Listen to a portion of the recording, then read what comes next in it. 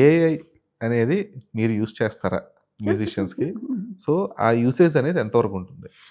Usage అనేది నేను ఎట్లా చేస్తానో చెప్తా సరదాగా. ఓకే. నాకు ఈ ఐడియా వచ్చింది కదా! అసలు దీంట్లోకి ఇదేం ఐడియా వస్తుందో చూద్దాం అని చేస్తా. ఖచ్చితంగా సోల్‌ఫుల్‌గా అయితే ఉండదండి. That is nowhere closer to our work. అంటే అది చిన్న పిల్లల ఆటలాగా అనమాట. ఏఐ అనేది. ఇప్పుడు మనకి ఏఐ మ్యూజిక్ చేయటం అనేది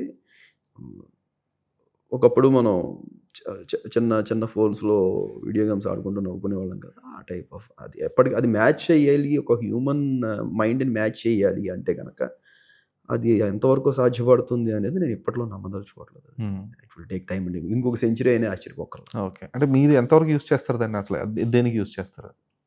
ఫర్ ఎగ్జాంపుల్ వాయిస్ క్లోనింగ్‌కి అంటే నేను ఒక సింగర్ మీదకెళ్ళేటప్పుడు ఫస్ట్ ఓకే. ఇది ఎంతవరకు వర్కౌట్ అవుతది వీళ్ళది అనేది. కొన్ని సార్లు వాళ్ళకి మెయిల్ పెట్టడం, ఆ సింగర్ నుంచి మనకి రెస్పాన్స్ రావడం, అది ఓకే అనుకున్న తర్వాత చెక్ చేయడం. వీళ్ళు కొన్ని వీటిలకి అలా ఉంది. కొన్ని వీటిలకి డైరెక్ట్‌గానే రాయల్టీ ఫ్రీ ఉన్నాయి.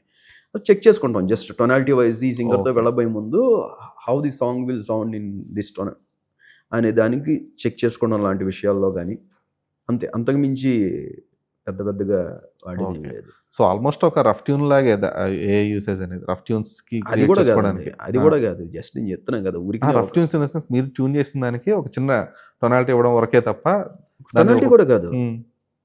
అది కూడా దాని బాడీ మీద వాడదు. ఇప్పుడు నేను పాడి ఆ వాయిస్ మీదకి నేను ప్లగిన్ చేసి నేను టోన్ చెక్ చేసుకోవడం వరకే. మళ్ళీ if I want to get that permission నేను మళ్ళీ వాళ్ళకి పే చేసి నేను ఆ పర్టిక్యులర్ సింగర్ ఎవరైతే ఉన్నారో వాళ్ళకి పే చేసి చేసుకోవాల్సింది. ఇప్పుడు నా వరకు ఎందుకు డైరెక్ట్‌గా ఇప్పుడు 'రామ్ చరణ్' సార్ ఫిల్మ్‌లో మన 'దలర్ మెహందీ' సార్ వాయిస్‌లో చేసామని తమన్ సార్ చెప్పారు కదా! So as like as it is. అంటే ఏ మేరకో ఆ మేర వరకే వాడగలం తప్పితే పాటంతా ఆ వాయిస్‌లో పెట్టేస్తాం అంటే గనక మీకు ఎక్కడో మీకు ఆ న్యాచురాలిటీ కనబడదు.